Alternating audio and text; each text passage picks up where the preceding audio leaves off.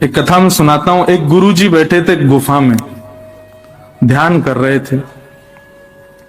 इतने में एक शिकारी वहां से निकल रहा था। तो शिकारी ने देखा कि भैया गुफा के अंदर गुरुजी बैठे हैं, महाराज जी कोई संत बैठे हैं। था तो वो शिकारी जानवरों को खा जाता था, लेकिन उसकी माँ ने उसको बचपन में कभी बताया कि भैया कभी संत महापुरुष मिले, तिलकधारी कोई मिले, जटाधारी कोई मिले, कोई धोती बगलबंदी में मिले तो उसको प्रणाम करना और कुछ दक्षिणा जरूर देना। तो वो शिकारी उन गुरुजी के पास चला गया और गुरुजी से जाकर के बोले आप यहाँ क्या कर रहे हो? इस गुफा में बैठे हो, कब से भूखे प्यासे होंगे आप? मैं आपके लिए कुछ भोजन ले आता हूं। बोले हाँ, कुछ बढ़िया सा कुछ सामग्री ले आओ। इतने में शिकारी ने क्या किया, एक 12 सिंगा हिरण पकड़ के ले आया और पकड़ करके लाया और गुरुजी के सामने खड़ा कर दिया। बोले गुरुजी लो इसको मार दो, आप पकाओ, भोग लगाओ, फिर हमको भी बांट देना। गुरुजी बोले अरे भले आदमी, तो हिरण पकड़ के लाया। लेकिन गुरुजी ने सोचा शिकारी है, शिकारी क्या समझे कि भाई भक्ष भक्ष नहीं खाना चाहिए। तो गुरुजी ने ऐसा विनोद में कह दिया, अरे हम ये साधारण हिरण नहीं खाते, हम तो ऊंचे और महंगा वाला और श्रेष्ठ गुण वाले हिरण का भोग लगाते हैं। बोले महाराज ये 12 सिंगा है, इससे भी श्रेष्ठ कोई हिरण होता है? बोले हाँ। बोले जरा बताइए तो, आप जो हिरण बोलेंगे मैं वही पकड़ के लाऊंगा अब तो बोले अरे उस हिरण को पकड़ने के लिए तो पूरा संसार भाग रहा, कोई नहीं पकड़ पाया। बोले नहीं नहीं, मुझसे बड़ा शिकारी नहीं है जंगल में कोई, आप आज्ञा करिए, वो जैसा होगा जहां होगा पकड़ के लाऊंगा मैं उसको। आप बताइए तो सही, उस गुण के सींग कैसे, उसके पैर कैसे, उसका मुख कैसा, जरा बताइए उसके बारे में, उसका रंग कैसा। संत विनोद में ही बोलने लगे, बरहा पीडम नटवर वपु कर्णयो कर्णकारम विभ्रदवासः कनक कपिसं वैजयन्तीं च माला रन्ध्रान् वेणोऽधर सुधया पूरयन् गोपवृन्दै वृन्दारण्यं स्वपदरमणं प्राविशद गीत कीर्ति। मोर मुकुट पहनता है। शिकारी बोला हिरण मोर मुकुट पहनता है? बोला हाँ। और कर्णयोः कर्णकारम, उसके कान 2 हैं लेकिन कुंडल एक ही पहनता है, और कभी वो इस कान में पहन लेता है, कभी निकाल के इस कान में पहनता है। हमारे नाना जी इतना सुंदर वर्णन करते थे, बोले ठाकुर जी कुंडल कैसे पहनते हैं?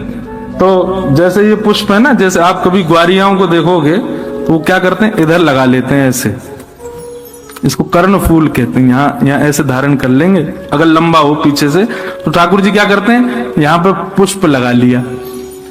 अब लगाते लगाते चलेंगे, इतने में दूसरी तरफ चल रहा मधुमंगल बोलो लाला महाकुंडल बढ़िया ना लग लो, या बारे में लगा। सो ठाकुर जी इधर से पुष्प को उछालते हैं, उछाल करके इधर धारण कर लेते हैं।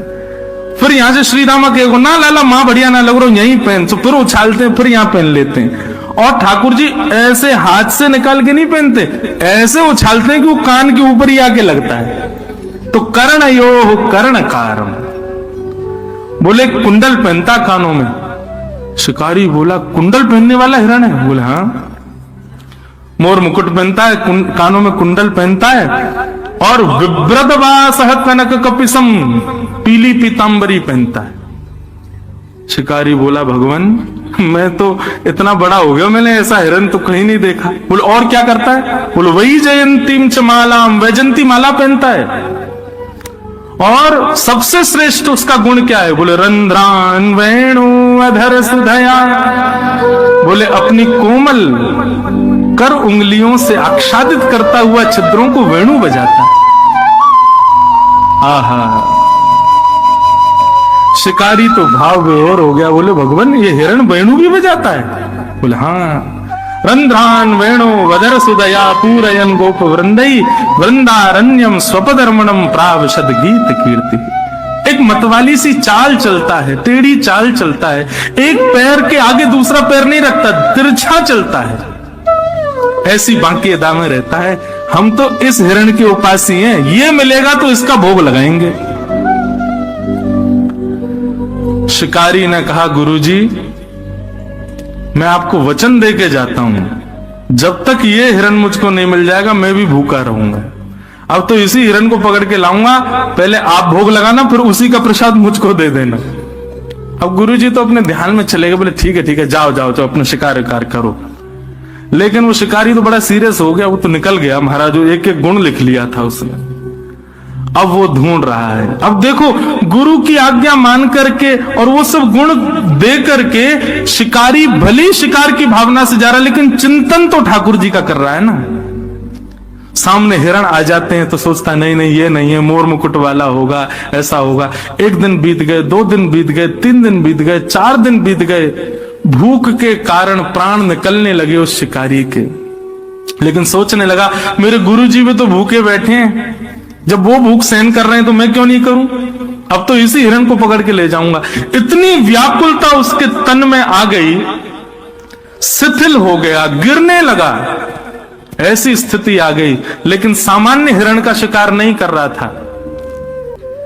ठाकुर जी को उसका ये भाव प्रिय लग गया, और इतने में ही सघन कुंज में से पीतांबरी पहने, बाकी अदा से मोर मुकुट धारण किए, एक कुंडल गले में वैजंती माला, पीतांबरी आच्छादित है, सुंदर अधर पर वेणु धारण करके बाकी अदा से चलते हुए श्याम सुंदर जैसे सन्मुख आए उस शिकारी के। ठाकुर जी के रूप माधुरी को देख करके एक एक अंग को जब उसने देखा तो उसको याद आया गुरुजी ने जो बताया था, ये तो बिल्कुल वैसा ही है। मोर मुकुट पहने, गले में वैजंती माला है, वेणु बजा रहा है, तिरछी चाल चल रहा है, पीतांबरी पहनी है, गले कान में एक कुंडल है।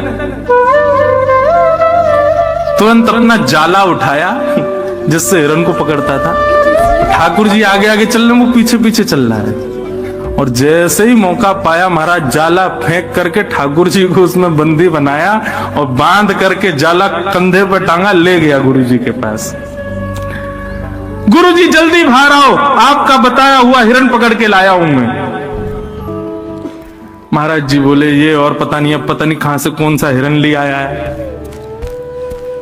जैसे ही निकल करके गुफा से बाहर आए तो क्या देखा, शिकारी के कंधे के ऊपर बंसी बजा रहे ठाकुर जी बैठे हुए हैं। जैसे ये दृश्य देखा महाराज, देखते ही महाराज जी तो मूर्छित होके गिर गए। होश में आए, जलवल डाला उसने शिकारी ने, बोले गुरुजी होश में आओ। गुरुजी होश में आए, बोले भैया कहाँ, गुरुजी हिरण लेके आऊं, बताओ कहाँ लगाऊं चूल्हा वूल्हा, इसको पकाएं बढ़िया। गुरुजी बोले भले आदमी, इनको छोड़ जल्दी।